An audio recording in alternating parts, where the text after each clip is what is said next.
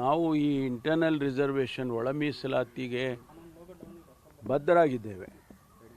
ನಮ್ಮ ಸರ್ಕಾರ ಚುನಾವಣೆಗೆ ಮೊದಲು ನಮ್ಮ ಪಕ್ಷದಲ್ಲಿ ಚರ್ಚೆ ಆಗಿ ನಾವು ಮಾಡ್ತೀವಿ ಅಧಿಕಾರಕ್ಕೆ ಬಂದರೆ ಅಂತ ಹೇಳಿ ನಾವು ಕಮಿಟ್ ಆಗಿದ್ವಿ. ಚಿತ್ರದುರ್ಗದಲ್ಲಿ ಸಮಾವೇಶ ಆದಾಗ ಅದನ್ನು ಪ್ರಕಟಣೆ ಮಾಡಿದೋ. ಅದೇ ರೀತಿ ನಮ್ಮ ಮ್ಯಾನಿಫೆಸ್ಟೋನಲ್ಲಿ ಕೂಡ ಅದನ್ನು ಸೇರಿಸಿದ್ದು. ಹಾಗಾಗಿ ನಾವು ಮಾಡ್ತೀವಿ ಅಂತಕ್ಕಂಥ ಬದ್ಧತೆ ನಮ್ಮಲ್ಲಿದೆ. ಪ್ರೊಸೀಜರಲ್ಲಿ ನಾವು ಮಾಡಲೇಬೇಕಾಗ್ತದೆ. ಪ್ರೊಸೀಜರ್ಸ್ ಮಾಡ್ದೇನೆ ಏಕಾಏಕಿಯಾಗಿ ಮಾಡೋಕ್ಕೆ ಹೋದರೆ ಅದು ಕಾನೂನಿನ ಪ್ರಕಾರ ನಿಲ್ಲೋದಿಲ್ಲ.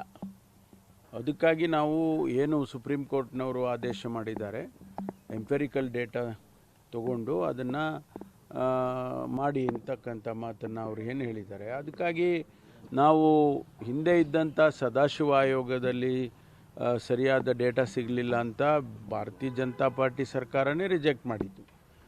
ಆದ್ದರಿಂದ ನಾವು ಮತ್ತೆ ಅದು ನಮ್ಮ ಪ್ರಯತ್ನ ಕೂಡ ರಿಜೆಕ್ಟ್ ಆಗಬಾರ್ದು ಅಂತ ಹೇಳಿ ನಾವು ಕಾನೂನಿನ ಚೌಕಟ್ಟಿನಲ್ಲೇ ಅದನ್ನು ಮಾಡಿದರೆ it will stand the test of law. ಅದಕ್ಕೋಸ್ಕರ ನಾವು ಜಸ್ಟಿಸ್ ನಾಗಮೋಹನ್ ದಾಸ್ ಅವರಿಗೆ ಕಮಿಷನ್ ಮಾಡಿ ಅವರು ಒಂದು ವರದಿಯನ್ನು ಕೊಡಲಿ, ಅದು ಸೈಂಟಿಫಿಕ್ ಆಗಿರಲಿ ಮತ್ತು ಯಾರಿಗೂ ಕೂಡ ಅದರಿಂದ ಅನ್ಯಾಯ ಆಗೋದು ಬೇಡ ಅಂತ ಹೇಳಿ ನಾವು ಅವರಿಗೆ ಟರ್ಮ್ಸ್ ಆಫ್ ರೆಫರೆನ್ಸನ್ನು ಕೊಟ್ಟು ಮಾಡಿದ್ದೇವೆ. ಅವರು ಈಗ 4ನೇ ತಾರೀಕು ನಾನು ವರದಿಯನ್ನು ಸರ್ಕಾರಕ್ಕೆ ಸಲ್ಲಿಸ್ತೇನೆ ಅಂತಕ್ಕಂಥ ವಿಚಾರವನ್ನು ತಿಳಿಸಿದ್ದಾರೆ ಅಂತೇಳಿ ನೆನ್ನೆ ಹೇಳಿದರು. ನಮ್ಮ ಮುಖಂಡರುಗಳು ಮಾತನಾಡುವಾಗ ಹೇಳಿದರು, ಮಾದೇವಪ್ಪನವರು ಹೇಳ್ತಾಯಿದ್ರು. ಈಗ 4ನೇ ತಾರೀಕು ವರದಿ ಕೊಟ್ಟ ನಂತರ ಅದನ್ನು ಅನುಷ್ಠಾನ ಮಾಡುವಂಥ ಜವಾಬ್ದಾರಿ ನಮ್ಮದು. ಅದರಲ್ಲಿ ಸಣ್ಣ ಪುಟ್ಟದ್ದೇನಾದರೂ ಕೂಡ ಅಬ್ಸರ್ವೇಷನ್ಸ್ ಇದ್ದರೆ ಕೂಡ ಸರ್ಕಾರ ಅದನ್ನು ಚರ್ಚೆ ಮಾಡಿ ಪರಿಗಣಿಸಿ ಮಾಡುವಂಥ ಬದ್ಧತೆಯನ್ನು ನಾವು ಇಟ್ಕೊಂಡಿದ್ದೇವೆ. ಈಗಾಗಲೇ ಗ್ರಾಮೀಣ ಪ್ರದೇಶದಲ್ಲಿ ಈ ಒಳ ಮೀಸಲಾತಿಯ ಇದೇನು ಸ್ಟ್ಯಾಟಿಸ್ಟಿಕ್ಸ್ ಏನಿದೆ, ಸಂಖ್ಯೆಗಳು, ಅದು ಸರಿಯಾಗಿ 95 ಭಾಗಕ್ಕೂ ಹೆಚ್ಚು ಆಗಿದೆ ಗ್ರಾಮೀಣ ಪ್ರದೇಶದಲ್ಲಿ, ಮತ್ತು ಪಟ್ಟಣ ಪ್ರದೇಶದಲ್ಲಿ ಸ್ವಲ್ಪ ಕಡಿಮೆ ಆಗಿದೆ. ಈ ರೀತಿ ಎಲ್ಲ ಅಬ್ಸರ್ವೇಷನ್ಸ್ ಮಾತನಾಡ್ತಿದ್ದಾರೆ. ಗೊತ್ತಿಲ್ಲ ನಮಗೆ, ಅದು ವರದಿ ಬಂದ ಮೇಲೆ, ಕಮಿಷನ್ನಿನ ವರದಿ ಬಂದ ಮೇಲೆ ಅದೆಲ್ಲ ಗೊತ್ತಾಗುತ್ತೆ. ಅದನ್ನು ಕೂಡ ಚರ್ಚೆ ಮಾಡಿ ನಾವು ಸಂಪುಟದಲ್ಲಿ ತೀರ್ಮಾನವನ್ನು ಮಾಡಬೇಕು ಅಂತ ಉದ್ದೇಶವನ್ನು ಇಟ್ಕೊಂಡಿದ್ದೇವೆ. ಅದಕ್ಕಾಗಿ ನಮ್ಮ ಸ್ನೇಹಿತರುಗಳು ಯಾರು ಪ್ರೊಟೆಸ್ಟ್ ಮಾಡ್ತಿದ್ದಾರೆ ಅವ್ರಿಗೆ ನಾನು ಮನವಿ ಮಾಡಿಕೊಳ್ಳೋದು, ನೀವೊಂದಿಷ್ಟು ಸಮಯ ಕೊಡಿ ನಮಗೆ. ನಾವು ನಮ್ಮ ಬದ್ಧತೆಯನ್ನು ಏನು ನಾವು ಇಟ್ಕೊಂಡಿದ್ದೇವೆ ಅನುಷ್ಠಾನ ಮಾಡ್ತೇವೆ.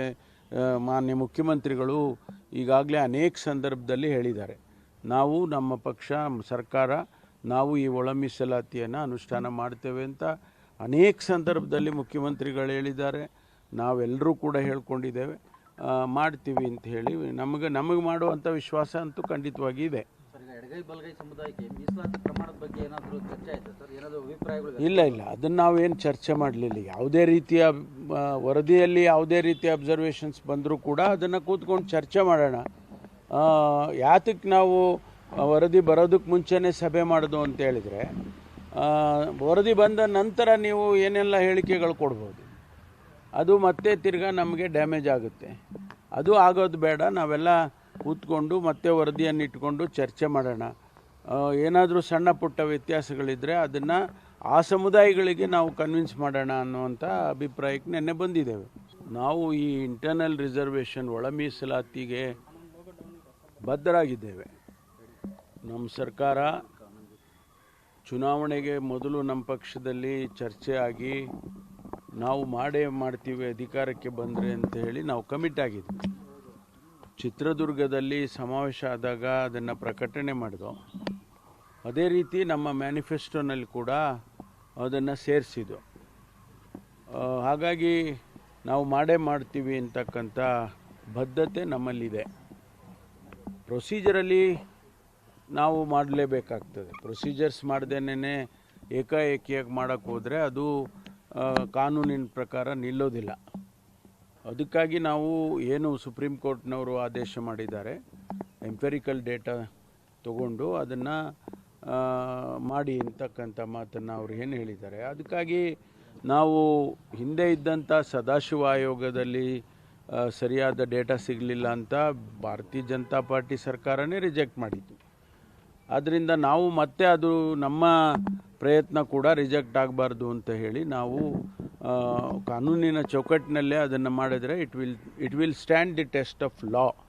ಅದಕ್ಕೋಸ್ಕರ ನಾವು ಜಸ್ಟಿಸ್ ನಾಗಮೋಹನ್ ದಾಸ್ ಅವರಿಗೆ ಕಮಿಷನ್ ಮಾಡಿ ಅವರು ಒಂದು ವರದಿಯನ್ನು ಕೊಡಲಿ, ಅದು ಸೈಂಟಿಫಿಕ್ ಆಗಿರಲಿ ಮತ್ತು ಯಾರಿಗೂ ಕೂಡ ಅದರಿಂದ ಅನ್ಯಾಯ ಆಗೋದು ಬೇಡ ಅಂತ ಹೇಳಿ ನಾವು ಅವರಿಗೆ ಟರ್ಮ್ಸ್ ಆಫ್ ರೆಫರೆನ್ಸನ್ನು ಕೊಟ್ಟು ಮಾಡಿದ್ದೇವೆ. ಅವರು ಈಗ 4ನೇ ತಾರೀಕು ನಾನು ವರದಿಯನ್ನು ಸರ್ಕಾರಕ್ಕೆ ಸಲ್ಲಿಸ್ತೇನೆ ಅಂತಕ್ಕಂಥ ವಿಚಾರವನ್ನು ತಿಳಿಸಿದ್ದಾರೆ ಅಂತೇಳಿ ನೆನ್ನೆ ಹೇಳಿದರು. ನಮ್ಮ ಮುಖಂಡರುಗಳು ಮಾತನಾಡುವಾಗ ಹೇಳಿದರು, ಮಾದೇವಪ್ಪನವರು ಹೇಳ್ತಾಯಿದ್ರು. ಈಗ 4ನೇ ತಾರೀಕು ವರದಿ ಕೊಟ್ಟ ನಂತರ ಅದನ್ನು ಅನುಷ್ಠಾನ ಮಾಡುವಂಥ ಜವಾಬ್ದಾರಿ ನಮ್ಮದು. ಅದರಲ್ಲಿ ಸಣ್ಣ ಪುಟ್ಟದ್ದೇನಾದರೂ ಕೂಡ ಅಬ್ಸರ್ವೇಷನ್ಸ್ ಇದ್ದರೆ ಕೂಡ ಸರ್ಕಾರ ಅದನ್ನು ಚರ್ಚೆ ಮಾಡಿ ಪರಿಗಣಿಸಿ ಮಾಡುವಂಥ ಬದ್ಧತೆಯನ್ನು ನಾವು ಇಟ್ಕೊಂಡಿದ್ದೇವೆ. ಈಗಾಗಲೇ ಗ್ರಾಮೀಣ ಪ್ರದೇಶದಲ್ಲಿ ಈ ಒಳ ಮೀಸಲಾತಿಯ ಇದೇನು ಸ್ಟ್ಯಾಟಿಸ್ಟಿಕ್ಸ್ ಏನಿದೆ ಸಂಖ್ಯೆಗಳು ಅದು ಸರಿಯಾಗಿ 95 ಭಾಗಕ್ಕೂ ಹೆಚ್ಚು ಆಗಿದೆ ಗ್ರಾಮೀಣ ಪ್ರದೇಶದಲ್ಲಿ, ಮತ್ತು ಪಟ್ಟಣ ಪ್ರದೇಶದಲ್ಲಿ ಸ್ವಲ್ಪ ಕಡಿಮೆ ಆಗಿದೆ. ಈ ರೀತಿ ಎಲ್ಲ ಅಬ್ಸರ್ವೇಷನ್ಸ್ ಮಾತನಾಡ್ತಿದ್ದಾರೆ. ಗೊತ್ತಿಲ್ಲ ನಮಗೆ, ಅದು ವರದಿ ಬಂದ ಮೇಲೆ, ಕಮಿಷನ್ನಿನ ವರದಿ ಬಂದ ಮೇಲೆ ಅದೆಲ್ಲ ಗೊತ್ತಾಗುತ್ತೆ. ಅದನ್ನು ಕೂಡ ಚರ್ಚೆ ಮಾಡಿ ನಾವು ಸಂಪುಟದಲ್ಲಿ ತೀರ್ಮಾನವನ್ನು ಮಾಡಬೇಕು ಅಂತ ಉದ್ದೇಶವನ್ನು ಇಟ್ಕೊಂಡಿದ್ದೇವೆ. ಅದಕ್ಕಾಗಿ ನಮ್ಮ ಸ್ನೇಹಿತರುಗಳು ಯಾರು ಪ್ರೊಟೆಸ್ಟ್ ಮಾಡ್ತಿದ್ದಾರೆ ಅವ್ರಿಗೆ ನಾನು ಮನವಿ ಮಾಡಿಕೊಳ್ಳೋದು, ನೀವೊಂದಿಷ್ಟು ಸಮಯ ಕೊಡಿ ನಮಗೆ, ನಾವು ನಮ್ಮ ಬದ್ಧತೆಯನ್ನು ಏನು ನಾವು ಇಟ್ಕೊಂಡಿದ್ದೇವೆ ಅನುಷ್ಠಾನ ಮಾಡ್ತೇವೆ. ಮಾನ್ಯ ಮುಖ್ಯಮಂತ್ರಿಗಳು ಈಗಾಗಲೇ ಅನೇಕ ಸಂದರ್ಭದಲ್ಲಿ ಹೇಳಿದ್ದಾರೆ, ನಾವು ನಮ್ಮ ಪಕ್ಷ ಸರ್ಕಾರ ನಾವು ಈ ಒಳ ಮೀಸಲಾತಿಯನ್ನು ಅನುಷ್ಠಾನ ಮಾಡ್ತೇವೆ ಅಂತ ಅನೇಕ ಸಂದರ್ಭದಲ್ಲಿ ಮುಖ್ಯಮಂತ್ರಿಗಳು ಹೇಳಿದ್ದಾರೆ. ನಾವೆಲ್ಲರೂ ಕೂಡ ಹೇಳ್ಕೊಂಡಿದ್ದೇವೆ, ಮಾಡ್ತೀವಿ ಅಂತ ಹೇಳಿ ನಮಗೆ ಮಾಡುವಂಥ ವಿಶ್ವಾಸ ಅಂತೂ ಖಂಡಿತವಾಗಿ ಇದೆ. ಎಡಗೈ ಬಲಗೈ ಸಮುದಾಯಕ್ಕೆ ಮೀಸಲಾತಿ ಪ್ರಮಾಣದ ಬಗ್ಗೆ ಏನಾದರೂ ಚರ್ಚೆ ಆಯ್ತಾ ಸರ್? ಏನಾದರೂ ಅಭಿಪ್ರಾಯಗಳು? ಇಲ್ಲ, ಅದನ್ನು ನಾವೇನು ಚರ್ಚೆ ಮಾಡಲಿಲ್ಲ. ಯಾವುದೇ ರೀತಿಯ ವರದಿಯಲ್ಲಿ ಯಾವುದೇ ರೀತಿಯ ಅಬ್ಸರ್ವೇಷನ್ಸ್ ಬಂದರೂ ಕೂಡ ಅದನ್ನು ಕೂತ್ಕೊಂಡು ಚರ್ಚೆ ಮಾಡೋಣ.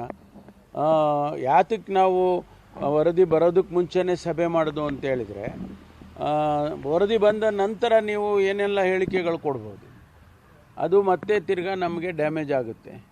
ಅದು ಆಗೋದು ಬೇಡ. ನಾವೆಲ್ಲ ಕೂತ್ಕೊಂಡು ಮತ್ತೆ ವರದಿಯನ್ನು ಇಟ್ಕೊಂಡು ಚರ್ಚೆ ಮಾಡೋಣ.